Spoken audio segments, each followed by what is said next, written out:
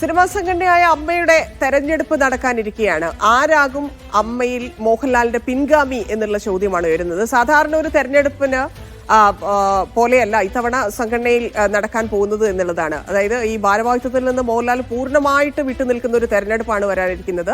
മമ്മൂട്ടി പതിവ് പോലെ ഇക്കുറിയും രംഗത്തില്ല എന്നുള്ളതാണ്. അമ്മയിൽ ആദ്യമായിട്ട് തെരഞ്ഞെടുപ്പ് 94-ലാണ് നടക്കുന്നത്. അന്ന് മുതൽ 31 വർഷത്തിനിടെ 97-ൽ ഒരു തവണ മാത്രമാണ് മോഹൻലാൽ ഇതിൽ നിന്ന് നിന്നത് എന്നാണ് അറിയാൻ സാധിക്കുന്നത്. മറ്റ് ഭരണസമിതികളിലെല്ലാം ഒന്നുകിൽ പ്രസിഡന്റ്, ഇല്ലെങ്കിൽ ജനറൽ സെക്രട്ടറി, ഇല്ലെങ്കിൽ വൈസ് പ്രസിഡന്റ്, അങ്ങനെ ഏതെങ്കിലും ഒരു സ്ഥാനം അദ്ദേഹം വഹിച്ചിട്ടുണ്ട്. ഇന്നസെന്റിന് ശേഷം 2018 മുതൽ മോഹൻലാലാണ് അമ്മയുടെ പ്രസിഡന്റായിട്ടിരിക്കുന്നത്. 2027 വരെയായിരുന്നു ആ കാലാവധി ഉണ്ടായിരുന്നത്. പക്ഷേ ആ ഭരണസമിതി ഹേമ കമ്മിറ്റി വിവാദമൊക്കെ ഉണ്ടായപ്പോൾ രാജി വെച്ചു. അതുകൊണ്ടാണ് ഇപ്പോഴത്തെ ഈ തെരഞ്ഞെടുപ്പ് നടക്കുന്നത്. നമുക്കറിയാം സിനിമാ മേഖലയ്ക്ക് ഒരു പ്രത്യേകതയുണ്ട്. കാരണം സിനിമയും സിനിമാ പ്രവർത്തകരും ഒക്കെ പൊതുജനത്തിന്റെ കൂടിയാണ് എന്നുള്ളൊരു പ്രത്യേകത. അവിടുത്തെ ഒരു പ്രശ്നം വന്നാൽ സംഘടനയ്ക്കുള്ളിലെ പോരുകൾ ഇതെല്ലാം പൊതു സമൂഹം കൂടി ചർച്ചയാക്കും. അത് നമ്മൾ കാലങ്ങളായി കണ്ടുകൊണ്ടിരിക്കുകയാണ്. ഇത്തവണ അതിനപ്പുറത്തേക്ക് സ്ത്രീകൾ ഉയർത്തിയ പരാതികൾ, ഇല്ലെങ്കിൽ കേസുകൾ, മാത്രമല്ല സാമ്പത്തിക തർക്കങ്ങൾ, ഇതെല്ലാം ഉൾപ്പെടെ നിരവധി വിഷയങ്ങളുണ്ട്. അപ്പോൾ അമ്മയിൽ തെരഞ്ഞെടുപ്പ് പോര് വളരെ ശക്തമായിരുന്നു. ആളുകളെയൊക്കെ പ്രഖ്യാപിക്കുമ്പോൾ ആരൊക്കെയാണ് മത്സരരംഗത്ത് എന്നൊക്കെയുള്ളത് കാണുമ്പോൾ വളരെ ശക്തമായ ഒരു തെരഞ്ഞെടുപ്പാണ് നടക്കാൻ പോകുന്നത് എന്ന് വിചാരിച്ചിരുന്നു. പക്ഷേ മിക്കവരും നാമനിർദ്ദേശ പത്രിക പിൻവലിച്ചു. പല ന്യായീകരണങ്ങളോടെ അമ്മയുടെ പ്രസിഡന്റ് തെരഞ്ഞെടുപ്പിലേക്കുള്ള മത്സര ചിത്രം തെളിഞ്ഞിരിക്കുകയാണ്. ഇപ്പോൾ നമുക്ക് പരിശോധിക്കാം അമ്മയിൽ നടക്കുന്നത്, ഇല്ലെങ്കിൽ നടക്കാൻ പോകുന്നത് എന്താണ് എന്നുള്ളത് പരിശോധിക്കാം. മത്സരരംഗത്തുള്ളത് 13 പേരാണ് ഇപ്പോൾ. അതായത് തുടക്കത്തിലെ ഇത്തരത്തിലായിരുന്നില്ല. നിരവധി പേർ മത്സരിക്കാൻ തയ്യാറായി വന്നിരുന്നെങ്കിലും ഇപ്പോൾ 13 പേരാണ് മത്സരരംഗത്തുള്ളത്. അതിൽ സ്ത്രീകൾ മാത്രമായിരിക്കുമോ നേതൃസ്ഥാനങ്ങളിൽ എന്നുള്ളൊരു ചോദ്യമാണ് ഇപ്പോൾ ഉയരുന്നത്. കാരണം അൻസിബ ഓൾറെഡി തെരഞ്ഞെടുക്കപ്പെട്ട് കഴിഞ്ഞു. നമുക്കറിയാം ജോയിന്റ് സെക്രട്ടറി ആയിട്ട് അൻസിബ ഇന്ന് തന്നെ അത് തെരഞ്ഞെടുക്കപ്പെട്ടു എന്നുള്ള രീതിയിലാണ്. കാരണം തെരഞ്ഞെടുപ്പിലേക്ക് പോകേണ്ടതില്ല. കാരണം അൻസിബ ഹസൻ ജോയിന്റ് സെക്രട്ടറി സ്ഥാനത്തേക്ക് മത്സരിക്കാനിരുന്ന ബാക്കി എല്ലാവരും പിന്മാറിയ സ്ഥിതിക്ക് എതിരില്ലാതെ തെരഞ്ഞെടുക്കപ്പെടുകയായിരുന്നു. 13 പേരായിരുന്നു പത്രിക സമർപ്പിച്ചത്. അതിൽ 12 പേരും പത്രിക പിൻവലിച്ചതോടെയാണ് അൻസിബ തെരഞ്ഞെടുക്കപ്പെട്ടിരിക്കുന്നത്. മറ്റൊന്ന്, പ്രസിഡന്റായിട്ട് ആരൊക്കെ മത്സരിക്കുന്നു എന്നുള്ളതാണ്. ഇപ്പോൾ നിലവിൽ ബാക്കിയുള്ളത് പത്രിക പിൻവലിക്കാതിരിക്കുന്നത് ശ്വേതാ മേനോനും ദേവനും മാത്രമാണ്. പ്രസിഡന്റ് സ്ഥാനത്തേക്ക് ശ്വേതാ മേനോനും ദേവനും നേർക്കുനേർ മത്സരിക്കുന്നു. അതിൽ ദേവൻ പറയുന്ന ഒരുപാട് ന്യായീകരണങ്ങളുണ്ട് എന്തുകൊണ്ട് പിൻവലിച്ചില്ല എന്നുള്ളതിന്. കാരണം ബാക്കി എല്ലാവരും പിൻവലിച്ചല്ലോ. നേതൃസ്ഥാനത്തേക്ക് ഒരു സ്ത്രീ വരട്ടെ എന്നും പലരും അഭിപ്രായപ്പെടുന്നുണ്ട്. അപ്പം എന്തുകൊണ്ട് ദേവൻ മത്സരിക്കുന്നു എന്നുള്ളതൊക്കെ മറ്റു കാര്യങ്ങൾ. കാരണം മോഹൻലാലിനെയൊക്കെ സപ്പോർട്ട് ചെയ്തുകൊണ്ട് അദ്ദേഹം പല കാര്യങ്ങളും പ്രതികരണങ്ങളും ഒക്കെ നടത്തുന്നുണ്ട്. അപ്പോൾ ഈ പ്രസിഡന്റ് സ്ഥാനത്തേക്ക് നാമനിർദ്ദേശ പത്രിക സമർപ്പിച്ച എല്ലാവരും തന്നെ പത്രിക പിൻവലിച്ചതോടെയാണ് ഈ മത്സരം ഇവർ 2 പേരിലേക്ക് ചുരുങ്ങിയത്. വൈസ് പ്രസിഡന്റ് സ്ഥാനത്തേക്ക് മത്സരിക്കാൻ പത്രിക സമർപ്പിച്ച നവ്യ നായർ ഉൾപ്പെടെയുള്ള ആളുകൾ പത്രിക പിൻവലിച്ചു എന്നറിയുന്നു. ഒരു സമവായത്തിലൂടെ ഈ ശ്വേതാ മേനോനെ പ്രസിഡന്റ് സ്ഥാനം ഏൽപ്പിക്കാം എന്നൊക്കെയുള്ള ചർച്ചകൾ സംഘടനയ്ക്കകത്ത് നടന്നിരുന്നു. പല നടന്മാരും സീനിയർ ആക്ടേഴ്സും ഒക്കെ ആയിട്ട് അതുമായി ബന്ധപ്പെട്ട ചർച്ചകൾ നടത്തിയിരുന്നു എന്നാണ് അറിയാൻ സാധിച്ചത്. പക്ഷേ മത്സരരംഗത്തുള്ള 5 പേരിൽ 4 പേരും പിന്മാറാൻ സാധ്യത തെളിഞ്ഞു എങ്കിലും ദേവൻ പിന്മാറില്ലെന്ന് വളരെ വ്യക്തമായി പറയുകയും അതോടെയാണ് ഈ മത്സരം ഉറപ്പായത്. 2 സ്ഥാനങ്ങളിലേക്ക് 2 പേർ പ്രസിഡന്റ് സ്ഥാനത്തേക്ക് മത്സരിക്കും എന്നുള്ളത് ഉറപ്പായത്. മറ്റു സ്ഥാനങ്ങളിലേക്കുള്ള മത്സര സാധ്യത ഏറുകയായിരുന്നു. ഈ ആരോപണ വിധേയർ മത്സരിക്കുന്നതായിരുന്നു അതിന്റെ ഒരു പ്രധാന കാരണം എന്നും മനസ്സിലാക്കുന്നുണ്ട്.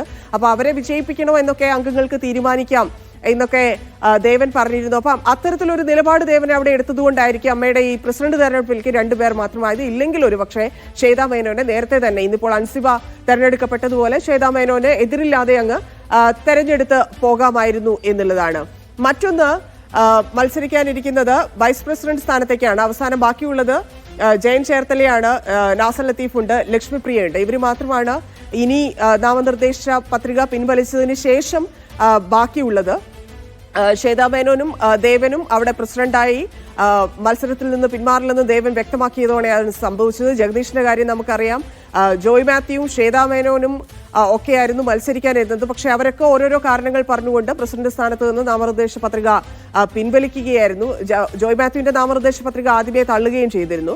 അപ്പോൾ ഒരു വനിതാ പ്രസിഡന്റ് ആകട്ടെ എന്നൊരു നിലപാടിലേക്ക് ജഗദീഷ് പിന്നീട് എത്തുന്നു. നാമനിർദ്ദേശ പത്രിക അങ്ങനെ അത് പിൻവലിക്കുന്നു. അതിന് പിന്നാലെയാണ് ഈ അനൂപ് ചന്ദ്രൻ, രവീന്ദ്രൻ, ജയൻ, ചേർത്തല ഇവരെല്ലാം പ്രസിഡന്റ് സ്ഥാനത്ത് നിന്ന് മത്സരിക്കാൻ താല്പര്യമില്ല എന്ന് അറിയിച്ചുകൊണ്ട് പിന്മാറിയത്. അപ്പൊ ഈ വൈസ് പ്രസിഡന്റിന്റെ കാര്യം പറയുകയാണെങ്കിൽ നവ്യ നായർ അവിടെ ഉണ്ടായിരുന്നു എന്നറിയുന്നു. പക്ഷേ പത്രിക പിൻവലിച്ചു. ജയൻ ചേർത്തലയും ലക്ഷ്മിപ്രിയയും നാസറുമാണ് ഇപ്പോൾ മത്സരിക്കുന്നത് വൈസ് പ്രസിഡന്റ് സ്ഥാനത്തേക്ക്. മറ്റൊന്ന് ട്രഷററാണ്. ട്രഷറർ കുക്കു പരമേശ്വരൻ, ഒപ്പം രവീന്ദ്രൻ, ബാബുരാജ്, ഒപ്പം തന്നെ അനൂപ് ചന്ദ്രൻ ഇവരായിരുന്നു മുഴുവനായിട്ടുണ്ടായിരുന്നത്. പക്ഷേ രാവിലെ ബാബുരാജ് പത്രിക പിൻവലിച്ചു. ബാബുരാജിന്റെ ഒരു പ്രശ്നം നമുക്കറിയാം. തുടക്കത്തിലായി വിജയ് ബാബു ഒക്കെ പറയുന്നുണ്ടായിരുന്നു ബാബുരാജ് പരാതി, അതായത് ഈ കേസ് നേരിടുന്ന ആളാണ്, ആരോപണം നേരിടുന്ന ആളാണ്, അപ്പോൾ മാറി നിൽക്കണം എന്നൊക്കെ പറയുന്നുണ്ട്. ചില ആളുകളുടെ കാര്യത്തിൽ സംഘടന ആ രീതിയിലൊക്കെയുള്ള തീരുമാനങ്ങൾ പലപ്പോഴും എടുത്തിട്ടുണ്ട്. അമ്മ സംഘടനയുടെ ഒരു പ്രത്യേകത അതാണ്, ആ രീതിയിൽ അത് പ്രവർത്തിച്ചുകൊണ്ടിരിക്കുന്നത്. അപ്പം ആ സംഘടനാ പ്രവർത്തനത്തിൽ നിന്ന് എന്നേക്കുമായി പിന്മാറുകയാണെന്ന് പറഞ്ഞുകൊണ്ട്, അല്ലെങ്കിൽ ഫേസ്ബുക്കിൽ ഒരു കുറിപ്പിട്ടുകൊണ്ടാണ് ഈ ആരോപണ വിധേയനായ ബാബുരാജ് ജനറൽ സെക്രട്ടറി സ്ഥാനത്തേക്ക് മത്സരിക്കാതെ പിന്മാറിയിരിക്കുന്നത്. അതിന്റെ കൂടുതൽ വിശദാംശങ്ങൾ എന്തൊക്കെയാണ് സംഭവിച്ചുകൊണ്ടിരിക്കുന്നത് എന്നതുമായി ബന്ധപ്പെട്ടുള്ള കൂടുതൽ വിശദാംശങ്ങൾ നൽകും സിജോ വർഗീസ്. ഹേമ കമ്മിറ്റി റിപ്പോർട്ടിന് പിന്നാലെ അമ്മ എന്ന താരസംഘടനയുണ്ടാക്കിയ വിവാദങ്ങളും അതിൻ്റെ തുടർചലനങ്ങളും ഒട്ടും ചെറുതായിരുന്നില്ല. എന്തായാലും ഇക്കുറി നടക്കുന്ന തെരഞ്ഞെടുപ്പിൽ അതിൻ്റെ പ്രതിഫലനങ്ങൾ ഉണ്ട് എന്ന് നമുക്ക് നിസ്സംശയം പറയുകയും ചെയ്യാം. ആദ്യഘട്ടത്തിലുണ്ടായിരുന്ന മോഹൻലാൽ, ജഗദീഷ്, ബാബുരാജ്, നവ്യ നായർ അടക്കമുള്ളവർ മത്സരരംഗത്തുനിന്ന് പിന്മാറുകയും ചെയ്തിരുന്നു. ഒടുവിൽ ഇന്ന് മത്സരചിത്രം തെളിയുമ്പോൾ ജോയിന്റ് സെക്രട്ടറി സ്ഥാനത്തേക്ക് അൻസിബ ഹസൻ എതിരില്ലാതെ തെരഞ്ഞെടുക്കപ്പെട്ടിരിക്കുന്നു. പ്രസിഡന്റ് സ്ഥാനത്തേക്ക് ശ്വേത മേനോനും ദേവനുമായിരിക്കും പ്രധാനമായും മത്സരിക്കുക. ജനറൽ സെക്രട്ടറി സ്ഥാനത്തേക്ക് ബാബുരാജ് പിന്മാറിയതോടുകൂടി കുക്കു പരമേശ്വരനും രവീന്ദ്രനും തമ്മിലായിരിക്കും മത്സരമുണ്ടാവുക. വൈസ് പ്രസിഡന്റ് സ്ഥാനത്തേക്ക് ജയൻ ചേർത്തല, നാസർ ലത്തീഫ്, ലക്ഷ്മി പ്രിയ എന്നിവർ മത്സരിക്കുന്നുണ്ട്. ട്രഷറർ സ്ഥാനത്തേക്ക് ഉണ്ണി ശിവപാൽ, അനൂപ് ചന്ദ്രൻ എന്നിവരാണ് മത്സരിക്കുന്നത്. അമ്മ എക്സിക്യൂട്ടീവ് കമ്മിറ്റിയിലേക്കുള്ള പ്രധാനമായിട്ടുള്ള മത്സരിക്കുന്നത് ആകെ 11 സീറ്റുകളിൽ 4 സീറ്റുകൾ വനിതാ സംവരണമാണ്. അതിൽ 5 വനിതകൾ മത്സരിക്കുന്നുമുണ്ട്. നീന കുറുപ്പ്, സജിത ബേട്ടി, സരയു, ആശ അരവിന്ദ്, അഞ്ജലി നായർ എന്നിവരാണ് പ്രധാനമായും മത്സരിക്കുന്നത്. 7 ജനറൽ സീറ്റുകളാണ് ഉള്ളതിൽ. അതിൽ 8 പേർ മത്സരിക്കുകയും ചെയ്യുന്നുണ്ട്. കൈലാഷ്, വിനുമോഹൻ, ജോയ് മാത്യു, സിജോയ് വർഗീസ്, റോണി ഡേവിസ് രാജ്, ടിനി ടോം, സന്തോഷ് കീഴാറ്റൂർ, നന്ദു പൊതുവാൾ എന്നിവരാണ് പ്രധാനമായും മത്സര രംഗത്ത് ഉള്ളത് എന്നുള്ളതാണ് ഇതിന് ഏറ്റവും പ്രധാനമായിട്ടുള്ള കാര്യം. മറ്റൊരു സുപ്രധാനമായിട്ടുള്ള കാര്യം, ചരിത്രത്തിൽ ആദ്യമായി ഇത്രമാത്രം നാമനിർദ്ദേശ പത്രിക സമർപ്പിക്കപ്പെട്ടിട്ടുള്ളതും അതുപോലെ തന്നെ നാമനിർദ്ദേശ പത്രിക പിൻവലിക്കപ്പെട്ടിട്ടുള്ളതുമായ ഒരു കാലഘട്ടം എന്ന് പറയുന്നത് ഈ തവണയാണ് എന്നുള്ളതാണ് ഈ തെരഞ്ഞെടുപ്പിനെ തന്നെ വ്യത്യസ്തമാക്കുന്നത് എന്നുള്ളതാണ്. ഒരു വനിത വരണമെന്ന അഭിപ്രായത്തിൽ ഈ പ്രസിഡന്റ് സ്ഥാനത്തേക്ക് പരിഗണിക്കപ്പെട്ടിരുന്ന നടൻ ജഗദീഷ് പിന്മാറുകയും ചെയ്തിരുന്നു. അങ്ങനെ ഒരു വനിത ഈ അമ്മ എന്ന സംഘടനയുടെ അമരത്ത് വരണം എന്നുള്ള ഒരു പൊതു അഭിപ്രായം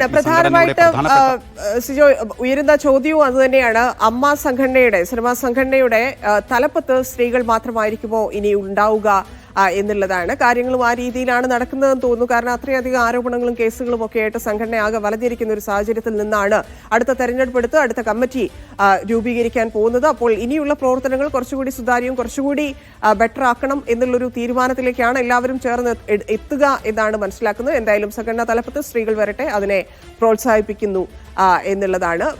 ന്യൂസ് ഡീകോഡിന്റെ സമയം പൂർത്തിയാവുകയാണ്. നമസ്കാരം.